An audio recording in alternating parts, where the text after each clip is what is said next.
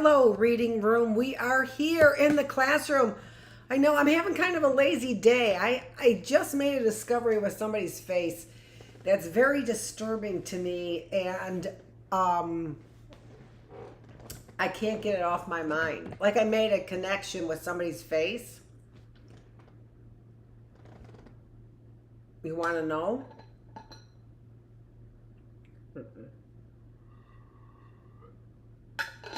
I mean, I don't care, really, but it's reading room time.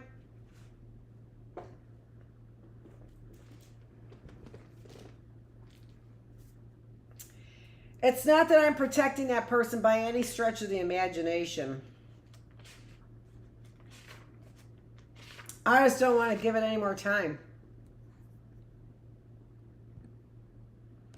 I want to get back to my family. Chapter 9, Better to Destroy. This is interesting, especially since I had that young kid over there giving me these. Yesterday I said how we can destroy things by observing them, and that's what I had some kid look like he was doing. But, I'm just, people clearly, especially kids, clearly, maybe they don't have things right, but that doesn't mean they don't have reason. They just may not have all the information. Just like me. Just like me. Okay, let's keep her going.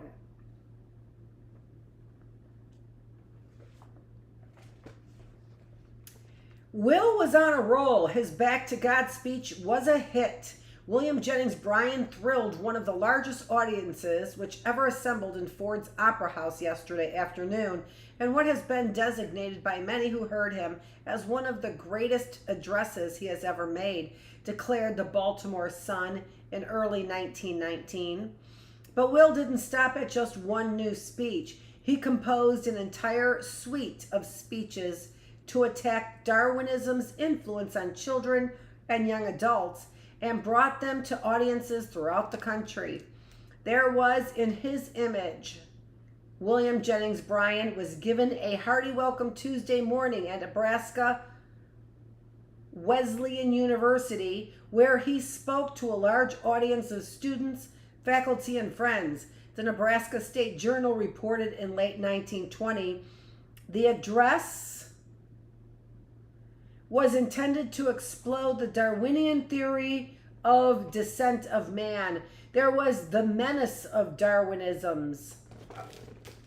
The menace of Darwinism, given national attention, shouted a double-decker all-capital letters headline in the Miami Herald in early 1921. The Bible and its enemies, William Jennings Bryan speaking to an audience which filled the municipal tabernacle last night, characterized believers in the guesses of Darwin and adherents of a man-made Bible as the greatest menaces to the peace of the world, reported Louisville Couture Journal in the fall of 1921.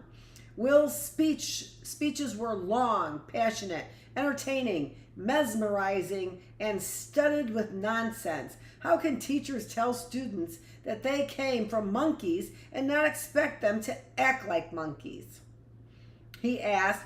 Fact check again. Evolutionary theory did not say that people came or descended from monkeys. Rather, humans and chimpanzees, who are a type of ape, not monkey, share a common ancestor. Will hammered away at a few common themes. All the ills from which America suffers, he said in one speech, can be traced back to the teachings of evolution. It would be better to destroy every other book ever written and save just the first 3 verses of Genesis.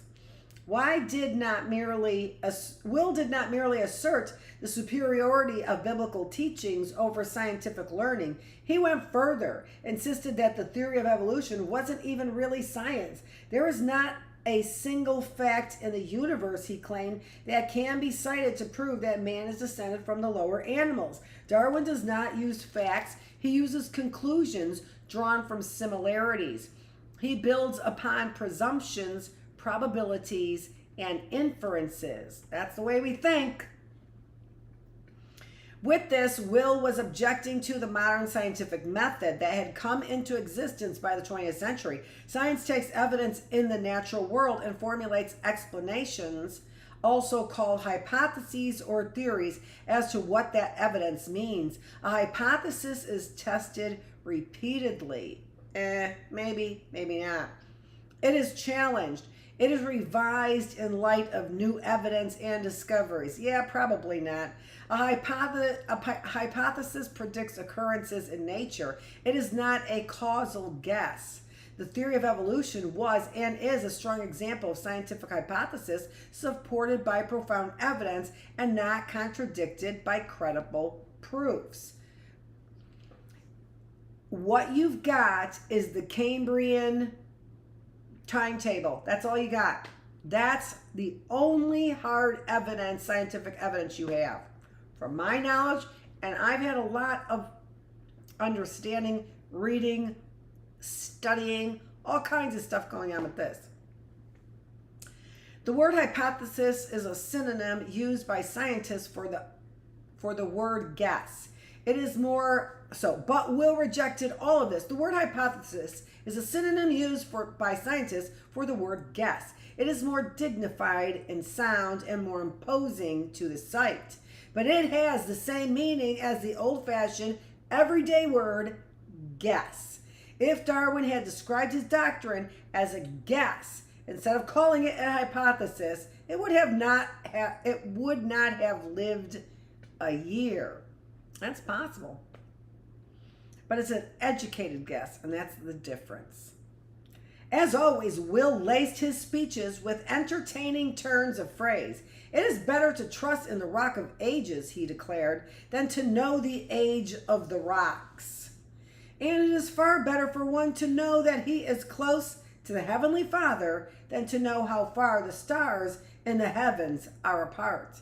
It all made for a grand experience for those who heard the great William Jennings Bryan at a Bible conference or a Chautauqua gathering.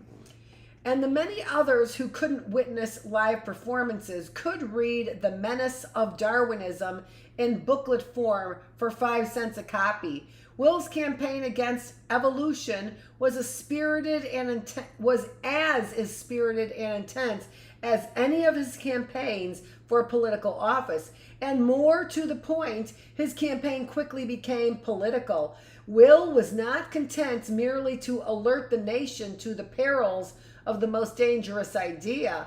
The parents who pay the salary, Will argued, have a right to decide what shall be taught. Put another way, he said, the hand that writes the paycheck rules the school. The hand that wrote the paycheck for public schools was and still is taxpayer-funded state governments. So Will's campaign against evolution became a campaign to pressure state legislature to outlaw the teaching of evolution in public schools. He did face pushback, but none of it stopped or discouraged Will. It seemed to energize him. At a speech before an audience of 6,000 in New York City in the spring of 1922, a heckler disrupted the event. Will heckled back, "Why don't you establish your own school and teach your doctrine? But don't come here and take my audience." The more he talked, the more opposition he attracted from scientists, from modernists, clergymen, from academics and professors and journalists and educators, and from students themselves. After Will gave a lecture called Science versus Evolution at Dartmouth University in January 1924, the school solicited feedback from students who attended. Those who considered themselves evolutionists offered comments like these. Sorry about that. Turn the book this way and then you can't see it. He seems to be ridiculing evolution, not arguing against it. He is an old man firmly believing in the teachings of his youth. He thinks that because the trend is different nowadays, society is going to the dogs. Bryan did what I thought to be impossible. He talked for nearly 2 hours and didn't say anything. This student could not have known that he was channeling Clarence Darrow's irritation nearly 30 years earlier with Will's Cross of Gold speech at the 1896 Democratic Convention. What did he say anyhow? Here it was again, the feeling that Will's mountain of words, for all their majestic heights, did not amount to so much more than a pile of pretty phrases. I agree that the media picked up on pretty phrases, but I happen to think that watermelon analogy and it's a gas, thanks for telling us it's a gas, not a water, is profound. I think that's profound. Okay, problem of ideas.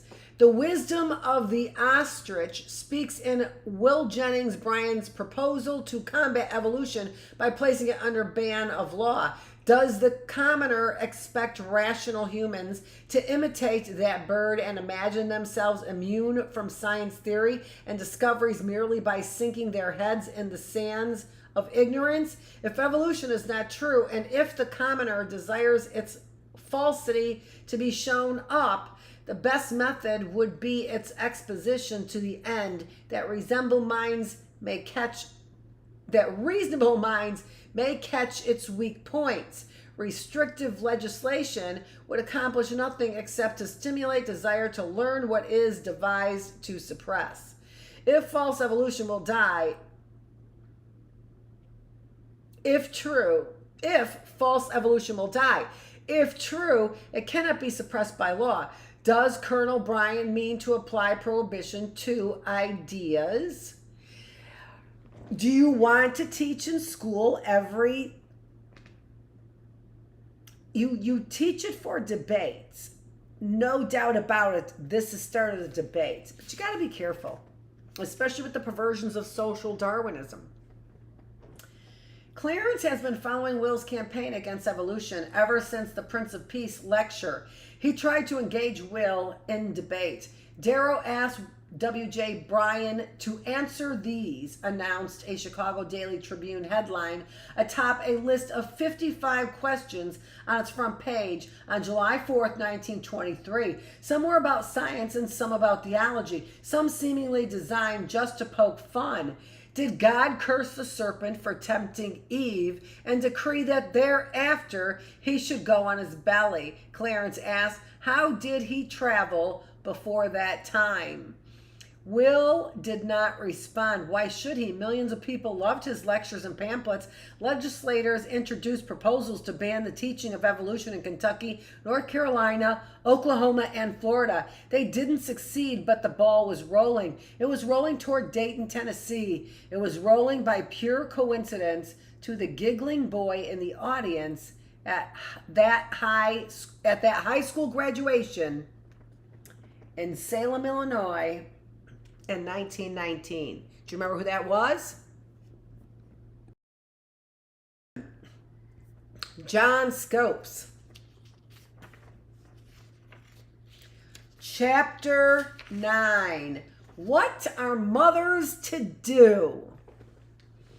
In 1924, Will gave a major speech titled, Is the Bible True?, to a large audience in Nashville, Tennessee. Most of the state's officials attended. As usual, he drew ovations from the crowd. Laughs too. Darwinists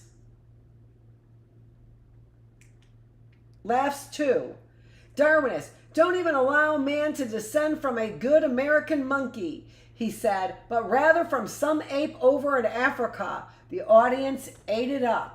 After the speech, a group of anti-evolutionists sent copies of it to thousands of Tennesseans, including members of the Tennessee legislature. A year later, John Washington Butler of the Tennessee House of Representatives introduced House Bill 185 to outlaw the teaching of evolution. I didn't know anything about evolution when I introduced it, Butler admitted later, but he'd heard that boys and girls were coming home from school and telling their fathers and mothers that the Bible was all nonsense. Actually, only the caption of Butler's bill used the word evolution. An act prohibiting the teaching of the evolution theory, it announced. The law itself consisted of two sections. First, the crime. Section 1, be it enacted by the General Assembly of the State of Tennessee that it shall be unlawful for any teacher in any of the universities, normals, and all other public schools of the state which are supported in whole or in part by public school funds of the state to teach any theory that denies the story of the divine creation of man as taught in the Bible, and to teach instead that man has descended from a lower order of animals.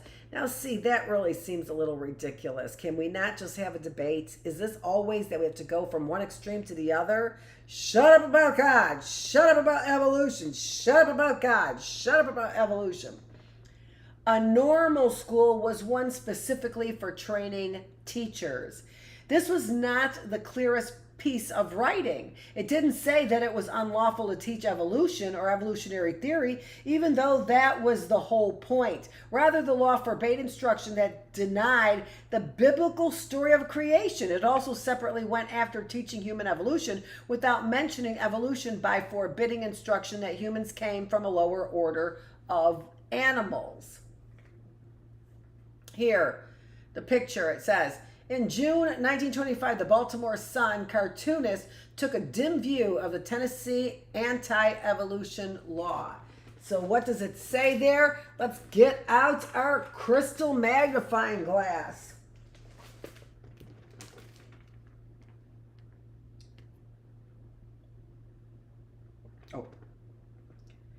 A closed book in Tennessee. Fundamentalists only wanted as teachers. And then it says, he's standing on a book of knowledge. So the teachers, they only want fundamentalists. There's the picture right there. It's worth 1,000 words. Or, 4. In this case.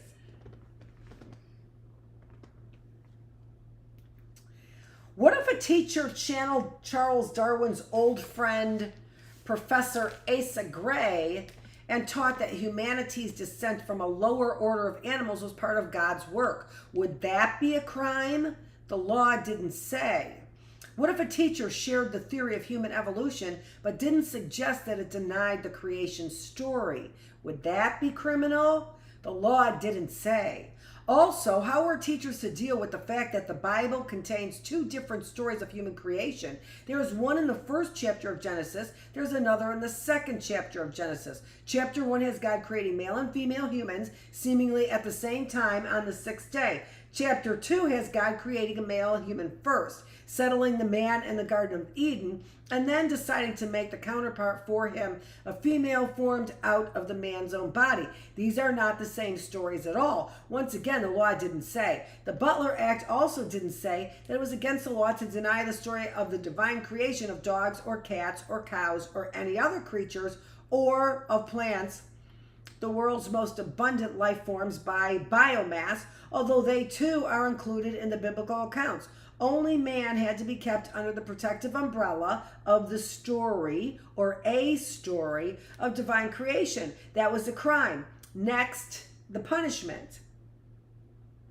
Section 2, be it further enacted that any teacher found guilty of the violation of this act shall be guilty of a misdemeanor, and upon conviction shall be fined not less than $100, nor more than $100, nor more than $500 for each offense. The Butler Act passed the House easily without debate on an afternoon when the legislature churned through more than 40 bills in a 2-hour session. Next, the proposal needed to pass the Tennessee Senate. This took a little longer, but not much. Newspaper editors wrote editorials, preachers preached sermons, and ordinary citizens wrote letters to newspapers and lawmakers. What are mothers to do? One woman wrote, when unwise educators makes boys lose confidence in the home, the Bible, the government, and the law. Well, that's probably just exactly what the experiment tried to show. With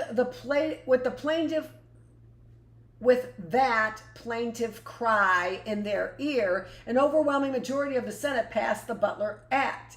On it went the governor On it went to the governor, Austin Pray, for his signature.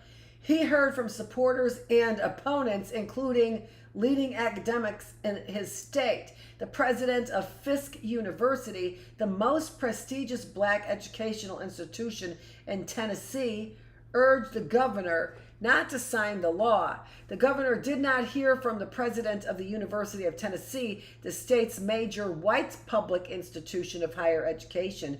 Many students and faculty members were opposed to the bill, but UT's president, a scientist, didn't want to endanger the school's funding. He remained silent. Governor Pia,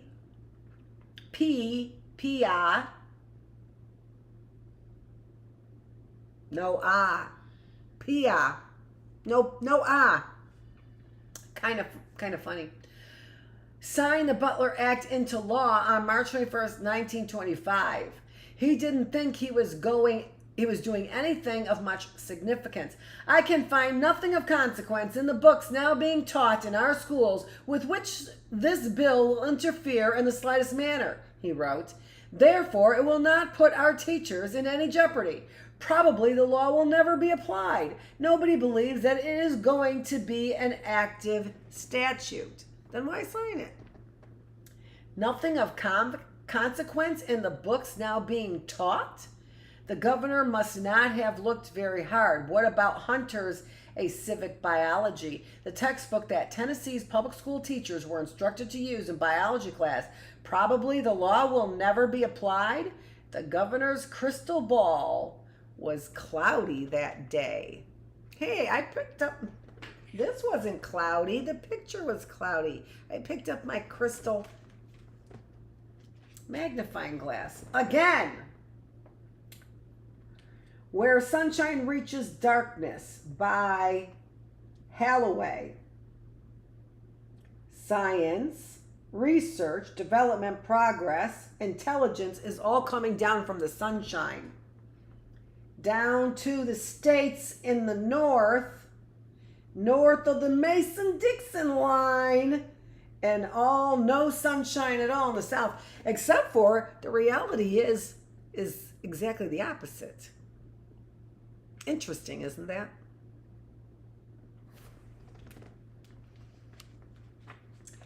The nation's leading black-owned newspaper in 1925, the Pittsburgh Courier, established on the darkness engulfing southern states. Interesting picture. The Atlanta Constitution's editorial cartoonist depicted Tennessee lawmakers hacking away at a nonsensical notion of evolution. So there's a bunch of monkeys in the trees. How unfortunate. Then they went and did it. Poor Africa. Let me see if there are any other pictures before we close out. We already saw the one from the Baltimore Sun. We did not, though, which I absolutely want to get to, the 50 questions that Darrow asked. It's not really legible and it's not complete. So I really want to get to that. Let me put that. I keep putting these greenies in there and not following up, and that makes me sad. I really do have to follow up because Plymouth, well, first of all, Commerce Library kicked me out. Plymouth Library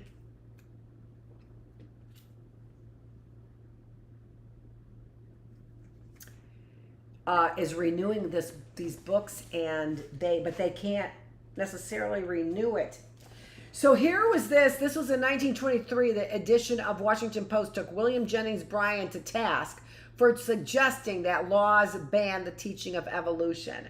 So that we read that. It was a little choppy, I agree. Down here below, William Jennings Bryan's audience at a Bible class in Miami, Florida in 1921. Wow. Wow. I'm going to look at the pictures printing. Those sure look real.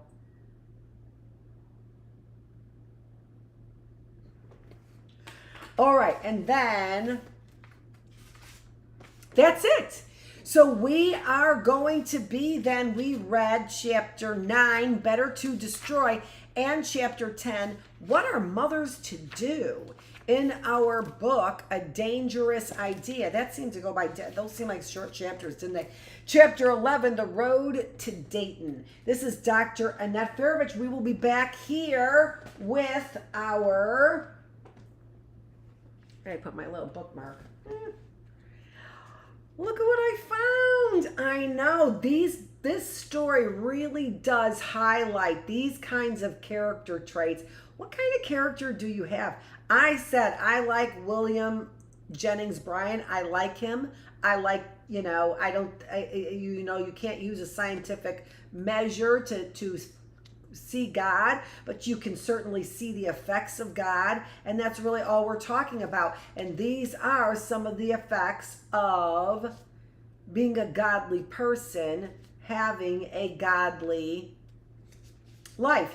And I also like the term of using the big G, God, because God to you might be something different than God to me. We're okay as long as they all include this sort of tenet as we think big G godly people should be. So all I'm saying is I'm seeing it in action here. Thank you, Debbie Levy, for writing this book. It's awesome. This is Dr. Annette Feravich. I will see you tomorrow as we get to chapter 11 and 12, the last day of our 3 days on. Is she going to say it? Is she going to say it? I think so. We are all done with Hump Day. Thanks for joining me.